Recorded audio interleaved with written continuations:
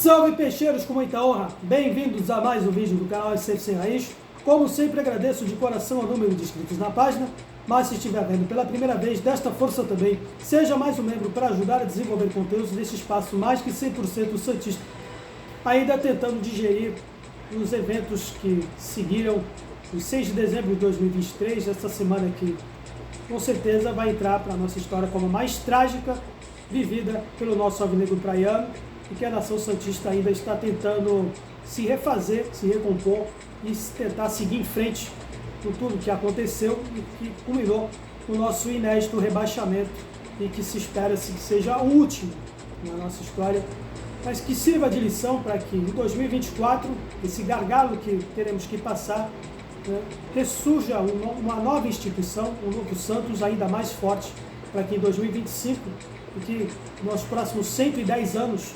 que nenhuma das nossas gerações possa testemunhar que vamos conviver para esse ano que começa.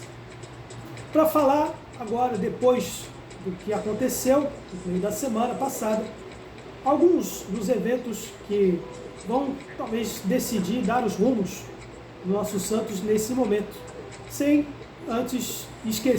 não esquecer do pronunciamento do ainda atual presidente que nos deixou esse, entre aspas, legado, senhor André Henrique Rueda Garcia, que numa videoconferência, mais de suas típicas gravações de estúdio, assim como ele fazia nas reuniões do Conselho Deliberativo, finalmente se pronunciou pedindo desculpas a toda a torcida pelo que aconteceu, pelo inédito rebaixamento da nossa história, e que, logicamente, para quem não conhece muito o clube, ou para aqueles aqui inclusive já conhecem, não foi talvez alguma novidade da maneira como ele se pronunciou, da mesma forma que ele fez durante todo o seu mandato e especialmente nas suas reuniões durante os conselhos, nas lives disponíveis para os associados. O comportamento do senhor André Rueda foi típico do que ele fez nos últimos 3 anos. Alguém que não conseguiu ter sequer a devida coragem de olhar olho a olho numa câmera para poder pedir desculpas à nação. Que não estava pessoalmente com a torcida, ainda que ele não estivesse perto da torcida, ainda que ele não estivesse na Vila Belmiro, mesmo assim, ainda distante, a quilômetros de distância, agora temendo por sua vida, tivemos uma série de confusões, inclusive logo no dia seguinte dos tumultos, depois da partida, em que um grupo de torcedores chegou a procurá-lo nas dependências do Urbano Caldeira, em vão, visto que ele já não estava mais lá, aliás, raramente ele não estava. Se tivesse realmente que procurar o Luiz Rueda, na sua grande parte do seu mandato, ele se concentrava única e exclusivamente no CT Rei Pelé. Alguns torcedores que, inclusive, tiveram suas conversas com os jogadores sabiam muito disso. Mas, enfim, o Rueda deu o seu pronunciamento e que, embora ainda ele tenha cumprido a sua promessa, em anos anteriores ele já tinha antecipado que caso ele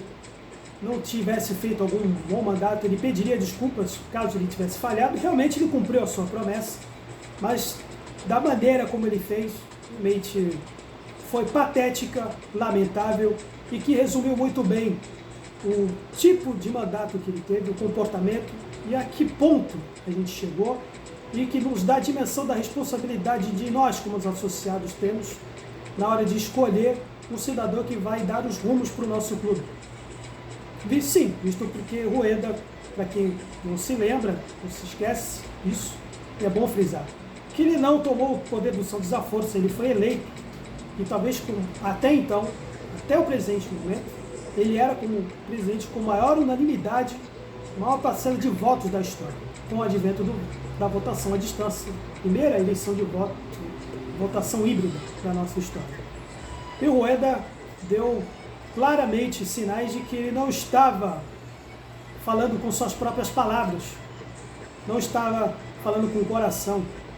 tido como um homem típico de um homem de empresas, um homem que veio do mercado financeiro, que eram os anseios de grande parte dos nossos associados, que queriam que o Santos fosse gerido por uma empresa. tivemos finalmente um presidente que tratou o Santos não como um clube de futebol, mas mais como uma empresa, e deu no que deu. Durante o seu pronunciamento, deu sinais claros de que ele estava dando apenas mais atenção ao texto pronto do que propriamente falando aquilo que poderia ter vindo do seu coração. Rueda é um cara frio, uma pessoa fria que não sente no coração o que o torcedor sente, o que o torcedor do Santos está vivendo nesse momento. E não pode se esperar nada mais além disso de alguém que, justamente pelo perfil que ele teve durante toda a sua vida, dificilmente ele vai ter algo que o torcedor agora deve estar passando. Ainda que as suas palavras tenham refletido talvez alguma coisa, algum lapso de sua santistidade, pouquíssima. Realmente foi triste, decepcionante o desfecho, né, de mais um cidadão, um presidente do Santos Futebol Clube, que nos colocou numa situação inédita e vexatória. Dito posto, falando agora da eleição que tivemos, a consumação, a eleição de Marcelo Pirillo Teixeira, que, com a anuência dos associados, mais um presidente que terei uma votação absolutamente maciça, até mais do que foi com seu antecessor Andrés Rueda. Ao contrário dos 3.936 votos que elegeu o Rueda em 2020, Marcelo Teixeira agora é dono na maior parte de votantes numa eleição na história do Santos. 4.762 votos, até mais do que foi o seu antecessor. E demonstra que, por exemplo, o associado deu mais um voto de confiança para um conselho deliberativo que terá 100%, né, fechado com o presidente eleito pela segunda vez consecutiva, e muitos deles, inclusive, que estavam na gestão que termina, continuarão como conselheiros na gestão que vai agora assumir na virada do ano de 2024. E talvez terão a oportunidade, por exemplo, de já adiantar alguns esqueletos que Rueda vai deixar para Marcelo Teixeira. Não sabe, Marcelo Teixeira foi um dos arquitetos da campanha do Rueda em 2020. Que seja uma oportunidade, uma segunda chance para alguns que fizeram parte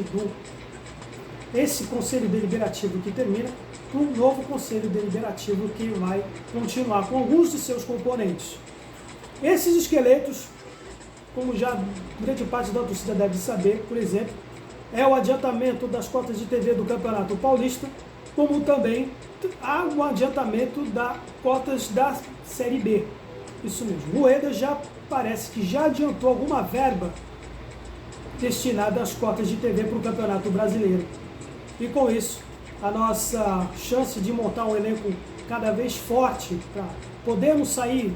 e voltar para a Série A ficaram reduzidos. Sem falar, é claro, na drástica redução de receitas com resultantes do rebaixamento, que foi em torno de 80%, realmente, da previsão orçamentária que já tinha sido pronta no fim de novembro de 2023. Esse vai ser o cenário que Marcelo Teixeira agora, no seu 5º mandato como presidente do Santos Futebol Clube, vai enfrentar, e que terá agora, com o apoio de alguns membros da história do Santos, como o Léo Bastos, que, pelo que se apura, vai ser o responsável pela condução do futebol, talvez não como gerente, mas sim como o braço direito do Marcelo Teixeira. Alexandre Galo, que foi talvez a única pessoa, depois daquela tragédia de 6 de dezembro, que pôs a cara a tapa, que se pronunciou na imprensa, embora se fale muito que ele possa permanecer, há membros da própria comitiva do Marcelo Teixeira que estão aconselhando a contratar um outro gerente de futebol. Marcelo Fernandes, que muito se fala que possa continuar no cargo, ou pelo menos no Santos Futebol Clube. Muito se fala que ele continue, mas não desta vez como treinador, como membro de alguma comissão permanente, como ele fez durante anos atrás, por exemplo. E já se, por exemplo, ele ventila nomes para os próximos treinadores do Santos. Já estão se falando muito no Juan Pablo Vojvoda, o treinador do Fortaleza. Já se anunciou, alguns canais já anteciparam que Marcelo Teixeira vai correr atrás de Vojvoda para assumir o comando do Santos, e que, teoricamente, vai ser muito difícil, porque Vojvoda, sabe, tem um contrato com o Fortaleza até o fim de 2024 e a sua multa de rescisão gira em torno de 7 milhões de reais. E a sua comissão técnica, por exemplo, para se ter uma ideia, tem um custo mensal de em torno de 800 mil reais por mês. E com o Santos Futebol Clube, com as receitas reduzidas e tendo que fazer uma redução no seu elenco, inclusive salarial, vai ser um pouco, digamos, bem custoso para correr atrás de um treinador que tem aí agora uma chance de disputar, continuar na Série A e disputar competições sul-americanas. Vojvoda é um treinador agora com uma realidade de custo bem alta para o Santos, no momento que vai se apresentar, e por isso, justamente, que se ventila, por exemplo, talvez a segunda alternativa, que é o nome do Thiago Carpini, outro treinador que terá a oportunidade de disputar a Série A, que conseguiu ressurgir o Juventude para a Série A de 2024. Thiago Carpini, por sua vez, não tem uma multa rescisória tão alta como a de Vojvoda, dele, que tem um contrato igual dele, com um período semelhante, que é o fim de 2024, mas que jura em torno de R$1 milhão, ou seja, é um pouco bem mais barato do que a multa rescisória do Vojvoda. Então, talvez seja bem mais provável, bem mais viável financeiramente a vida do Thiago Carpini, ao invés de Juan Pablo Vojvoda. Mas voltando, por exemplo, aos esqueletos que vão resultar, por exemplo, nesses problemas que o Santos vai apresentar, para a dificuldade de montar o elenco, com o retorno talvez do Diego Pituca, que não se sabe talvez se ele pode continuar, porque também tem um salário alto, vai vir um custo alto,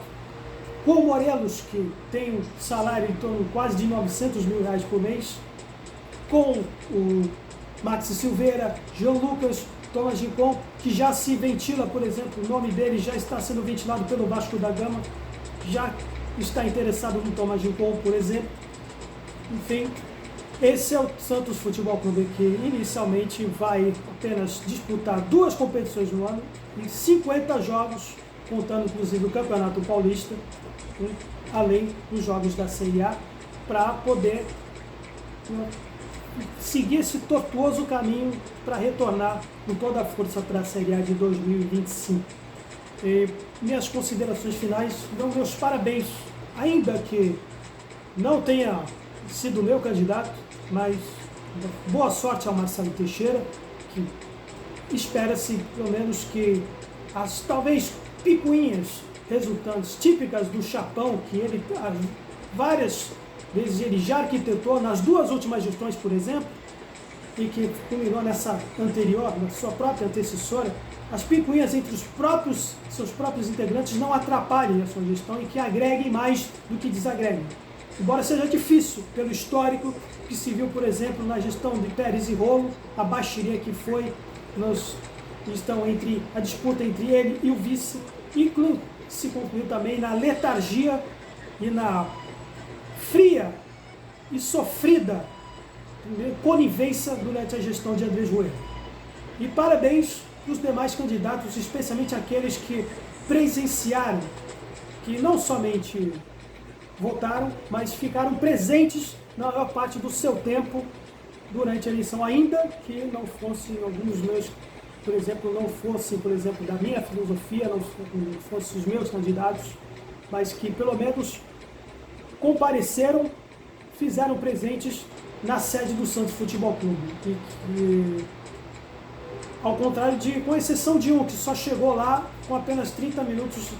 na hora antes do pleito acabar. Que certas coisas, na minha opinião, precisam ser preservadas. E uma delas, por exemplo, é justamente a presença dos candidatos, a presença daqueles que querem ditar os rumos do Santos. Chega de presidente de videoconferência, chega de presidentes virtuais à distância. Certas coisas, ainda com o discurso de modernidade, precisam continuar, por exemplo, que é justamente de serem preservadas, de serem alguém que valorizam a sede, valorizam o clube presente, a sede que está, no estado que seja, como, onde, quando ele estiver. Então, isso vai ser o meu ponto de vista inicial. Santos sempre santos e boa sorte para essa gestão que começa. Um grande apoio a todos e agradeço de coração para aqueles que assistiram até o final e peço a sua contribuição também, seja mais inscrito. Valeu e até a próxima.